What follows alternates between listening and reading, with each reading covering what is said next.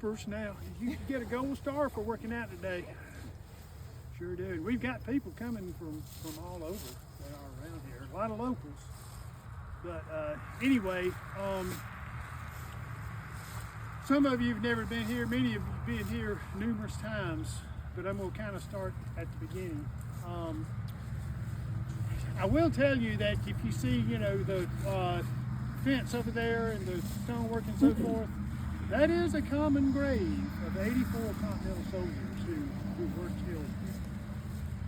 And I know we read a lot about, Buford's massacre and the absolute massacre that did occur here. There's debate about if it really was a massacre or not. There's debates about what really happened here. There's stories about what happened here. And it's hard to separate fact from fiction with this particular battle. One fellow who did separate it the best ability that I've seen is an author named Jim Pikich. He lives in Camden. I know I mispronounced his name. He's got a very difficult name to pronounce. But anyway, Jim's a great fellow. And he's analyzed this battle in detail. And his book, Let Blood Be Upon Your Head, is the best description of what happened here in this battle. So, one thing I will emphasize, whether this was a massacre or not, and I know that there were definitely some elements of it that were, this was perhaps the stupidest battle plan that any commander devised during the entire Revolutionary War. And when we're talking about this battle, that factor right there probably needs to be come into play as much as anything. So, Banastre Tarleton, common thread, he came down with George Clinton in February of 1780. They were going to bring 8,000 soldiers down to South Carolina to begin the Southern campaign. Actually, the Southern campaign began December 30th, 1778, when Savannah fell. When Savannah fell, that was a hugely important event because now the British finally had a toehold in the South, and that's what they wanted. They tried to take Charleston in 1776. They got blasted out in the Battle of Sullivan's Island. So it took 14 months before the British forces could gather together 8,000 men. I mean, they brought people over from England. They brought supplies from England. They gathered together in Newfoundland to gather their forces. Came down to New York, gathered forces, came down with 8,000 men. They landed on Seabrook Island.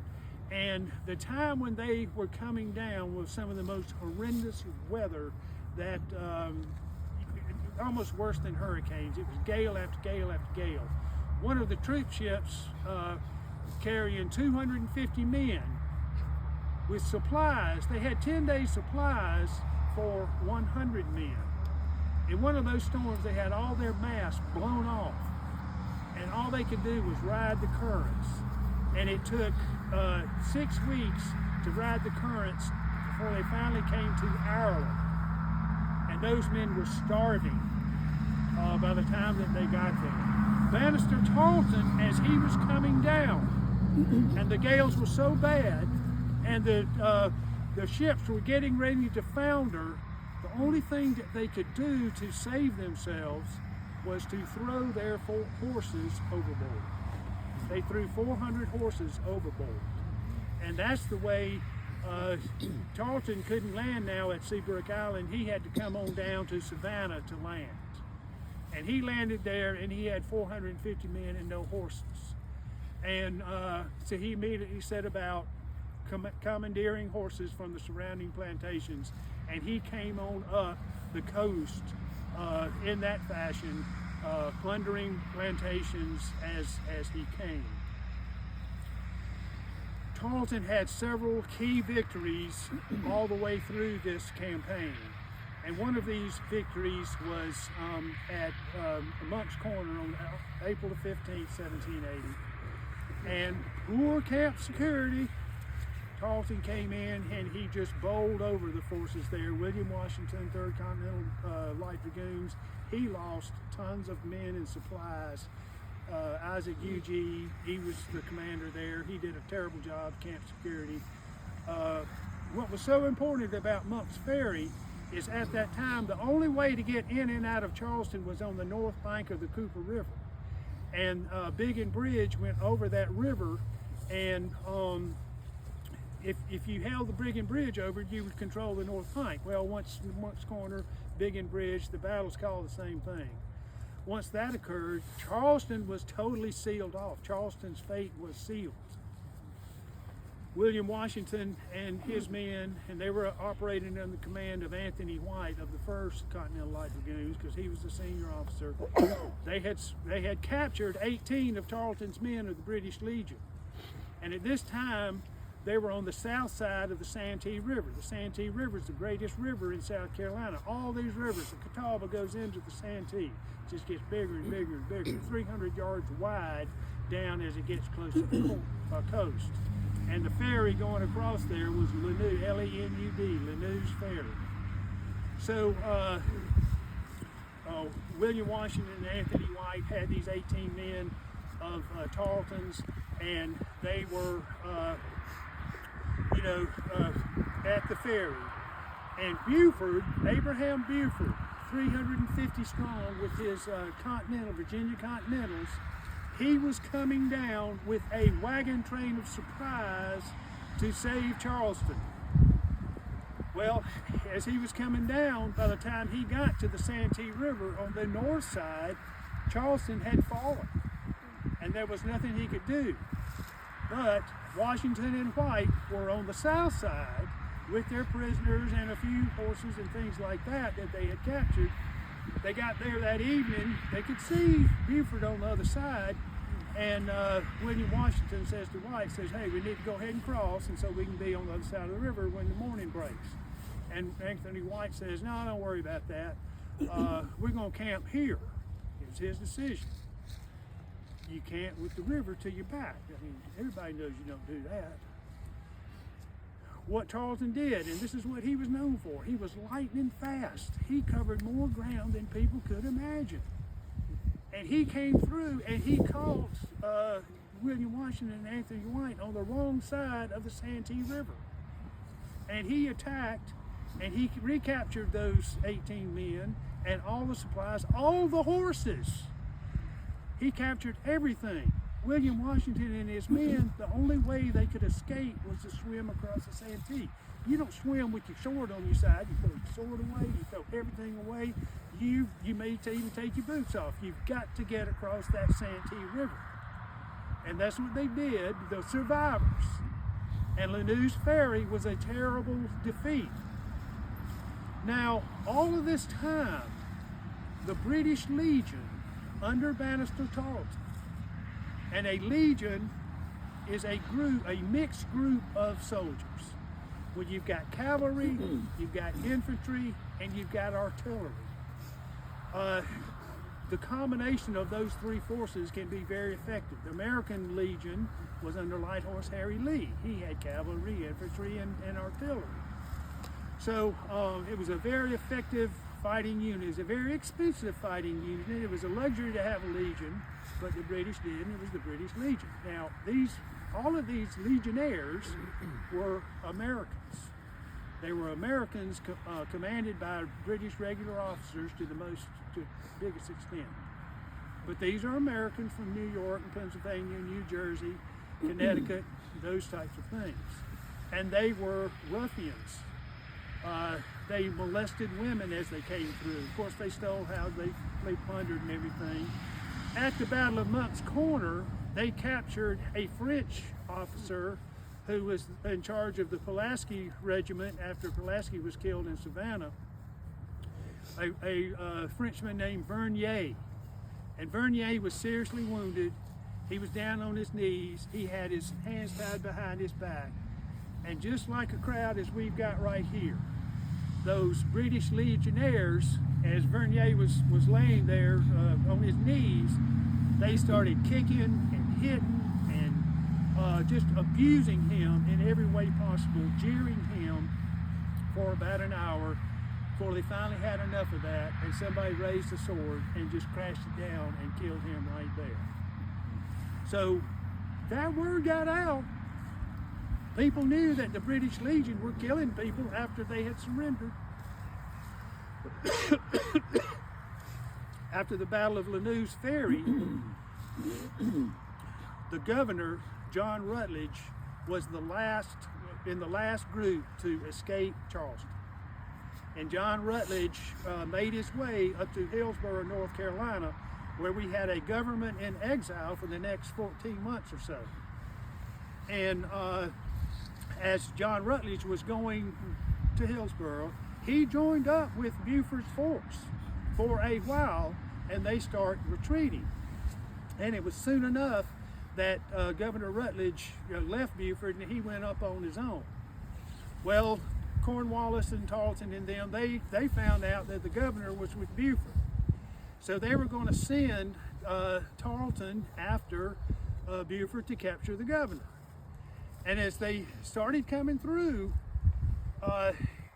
they were 80 miles away from this particular spot right here. And Buford is making his way with his wagon train. It's slow. He had, all kinds of materials. He had food, he had shot, he had powder, he had cannons. Buford had 2 6-pound cannons with him that he was going to take to help relieve Charleston. But he's retreating now. And as he's retreating, Tarleton is now chasing after him. And on the first day, Tarleton and his legion made it 50 miles. Excuse me. You don't cover 50 miles in cavalry. That's unheard of. Maybe 40 miles. On the way, they paid a little visit to Thomas Sumter's house. Thomas Sumter, excuse me, signed his parole. So they went to his house to pay him a little visit. Now, if he had stayed there and if he had signed parole at that time, he would have been okay, I guess. But when he got word that the British were coming, he had 1 hour's notice. He went home, he put his uniform on, he kissed his wife goodbye, and he hit the road.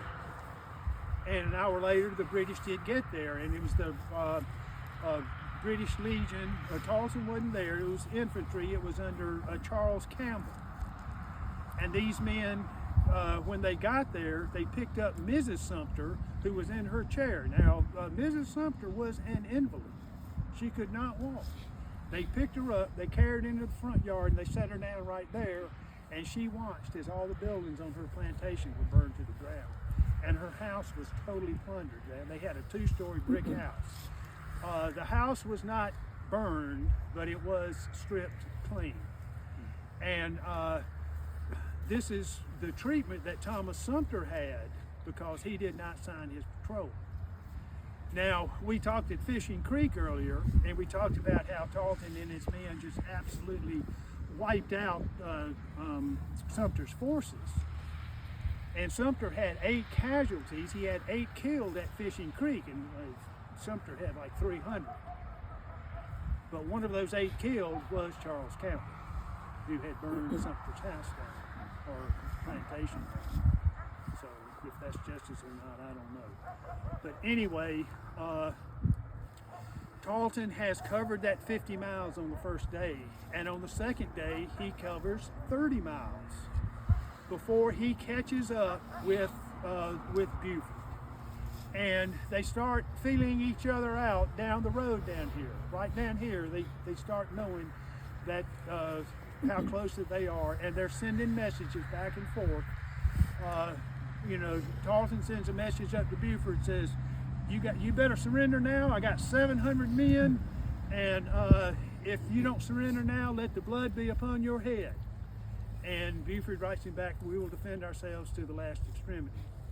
Well, Tarleton did not have 700 men. He had 270. But this was a technique that Tarleton did as he was approaching his enemy, and this is the same technique that he used at Fishing Creek. And I told you how he attacked those 700 men at Fishing Creek with 170 and won an overwhelming victory. So Tarleton's forces were the British Legion Cavalry and the British Legion Light Infantry. And if you're light infantry, that's the tough guys, because you don't travel with the baggage train. You just travel with your knapsack on your back, and that's about it. You don't have the luxury of blankets and tents and stuff like that, spoons, whatever. You live off the lay of the land. So, and you got your artillery. What Tarleton would do was he would come up to a battle, he would have his light infantry double up on his cavalry horses, and they would proceed that way. And then when they got to the battle, the infantry would get off and the cavalry would charge ahead. So that's what he had here, about 170 horses and 100 infantrymen, light infantry, and 170 cavalry, making 270 men. Buford had his 350 3rd Continental Virginians here. Now also there were 30 men of the 3rd Continental Light Dragoons, William Washington's men. I told you about William Washington down at Rugeley's Mill with the Quaker cannon. But 30 of his men are here. Now they don't have horses, they don't have swords, and they don't have any part in this battle either. So what Abraham Buford had never commanded in battle before, and he never commanded in battle since, after this battle right here. One of the primary weapons that he had was those 2 cannons. And if he had set these cannons up on this field right here, loaded with grape shot, Tarleton would have totally rethought his plans, I guarantee you, because even Tarleton's not going to charge into grape shot. Well, that's not what Buford did. And I think these cannons were broken down and actually being carried in carriages. And he had them back yonder, going back yonder. He wanted to save his supplies. He had his wagon train now heading back up towards Hillsborough. And he takes his 350 Continentals and he lines them up right down through here and across the way over to that field over there. I'm not sure if that's exactly the location of the road or not. We've done archaeological studies here and found a lot of artifacts across the field over there, and think that the heaviest fighting may have happened over there. But Buford's got his men lined up here, and they've got muskets and they've got bayonets. And they're here and they're seeing Tarleton approach. And he comes down the road there in column formation, and then on echelon he starts transitioning to line formation.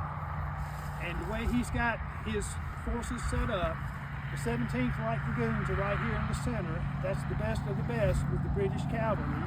He's got Legion cavalry. He's got Legion Light Infantry and cavalry on this side of the field. Tarleton himself has got 30 men of the British Legion cavalry, and he's got them right over here. And Tarleton's plan was for these men to turn the flank of Buford's men.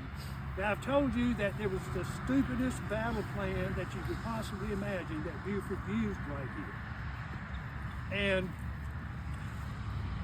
the worst mistake that he made, besides putting his cannons in the back, was telling his men here to wait as Tarleton charged, to wait until those charging horses were 10 yards away.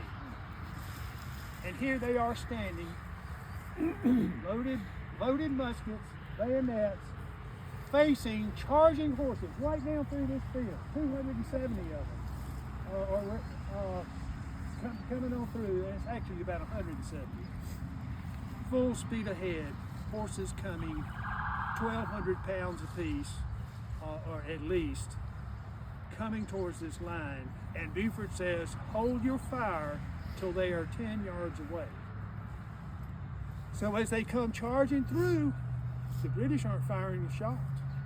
As they come charging through, Buford and his men are waiting, and finally 10 feet away, they let loose with a thunderous blast. Boom!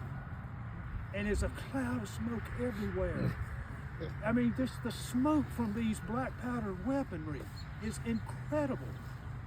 You couldn't see, but what you could see was a dead horse come tumbling through right through your line. And a dead horse can kill you just as much as a live horse can. At that speed, at that momentum. That one blast killed 5 of Tarleton's men. And it killed 20 of his horses. And as soon as this line was broken, now all of these men have empty muskets. Battlefield commanders knew that you broke your unit down into quarters. You'd have 4 here, a quarter here, and so forth. And if you had any sense at all, you had these units firing in sequence. And this is how the firing went at Cowpens, for instance. But you have your first group fire, and then you have your third group fire, then you have your second group fire, then you have your fourth group fire. And by the time the fourth group fires, the first group is reloaded again. And you never have empty muskets. You're always able to unleash a volley against a charge. None of that. So now you have horses whirling around, you've got smoke, you've got swords going back and forth. And it's a terrible defeat. Over on that side where the light infantry was, Cochrane and his men charged through. There was a stand made over there of survivors of that, initial blast. The Continentals reorganized over in that area, and the fight continued there. So there are reports that white flag was raised and presented to Tarleton in the center of the battle. Well, he wasn't there. He was over here. But these are what eyewitness reports, and one of these reports are from Dr. Brownlee, who wrote 30 years later, and Lieutenant Boyer, who was Buford's second in command. And he wrote this like 40 years later. But there wasn't a lot of eyewitness reports about exactly what happened, except from Buford, who wrote his after-action report 4 days later. And he says that there were deaths after the white flag was raised, but Buford was not an eyewitness to that. Buford had left. He had left the field. He had gone towards Charlotte. He pulled the Horatio Gates. And he says that his flag was refused. If a flag was presented, I'm not saying it wasn't, but if a flag was presented, it was presented to an officer here in the center of the battle who had no authority to accept it. The only person that could accept it was Banastre Tarleton, who was over here, pinned underneath his horse. Banastre Tarleton did not have an active role in this battle. He was underneath his horse the whole time.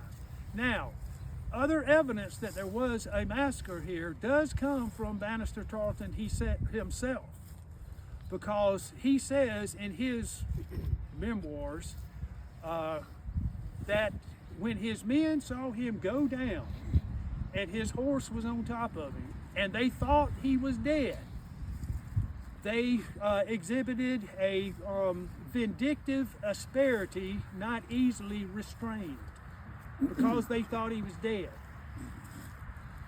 Who does that make look good? Does Banastre Tarleton say that because my men loved me so much that they had vindictive asperity and they could not resist themselves from slaughtering and massacring?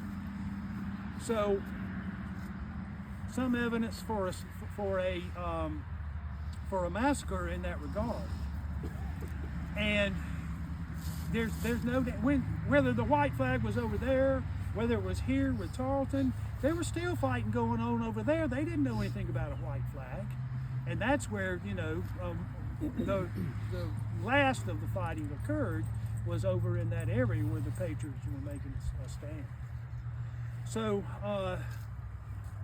I'm sure that there were people killed after the white flag was raised, if there was a white flag, because several people who claim to have made that they presented a white flag had just been turned out to be bogus.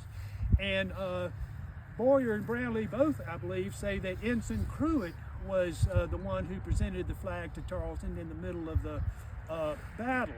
And as he was presenting the flag and Tarleton was about to receive it, a shot rang out. And that shot got Tarleton's horse in the jaw, and you know, he went over, and that shot occurred after the white flag was raised, and the British thought, well, they violated the white flag, so we need to go ahead and slaughter. And Pruitt was immediately killed then. But Pruitt survived the battle, and he gave a pension application, and he never says anything about any white flag here at the Waxhaws. So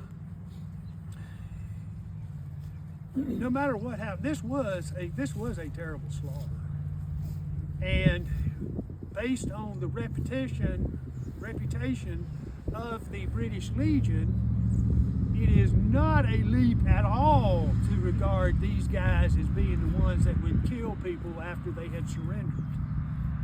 That is not a stretch. But the word got out that, you know, Tarleton and his men slaughtered people after they surrendered, and Tarleton became the most hated man in America. Tarleton became the boogeyman. And if there's ever a way to unite anybody, it's to have a boogeyman. And Tarleton's it. And he was it for the rest of the war. And, you know, he was feared. And he engendered a lot of hate and animosity and passion in the Patriot forces. And that's when they started pushing back. That's when Alexander Oldfield happened, within just a few days of what happened here. The word goes out. Tarleton is a massacre, creates massacres. Loyalists create massacres. You know, we have to kill these guys to protect ourselves. You've got to raise those passions, and the passions were definitely raised by what happened here at the Battle of the Waxhaws. You know, that's the events that happened here. There is one occurrence that did occur that tells me that Tarleton was not a bloody butcher band. And that's the fact that the day after the battle, he loaded up the wounded Patriots here and took them to Waxhaws Presbyterian Church, which was turned into a hospital. If he was going to massacre people after they surrendered, why was he now taking the wounded enemy to a hospital? But beyond that, you can think what you may about Banastre Tarleton, and you can think what you want about the British Legion. I have no use for either one of them, but in a way, you could look at the benefits, the good things, well, the good military things that Banastre Tarleton did. You know, he was the best cavalryman that the British had. And he was right here in South Carolina because they knew they needed their best. And that is what happened. Anybody have any questions?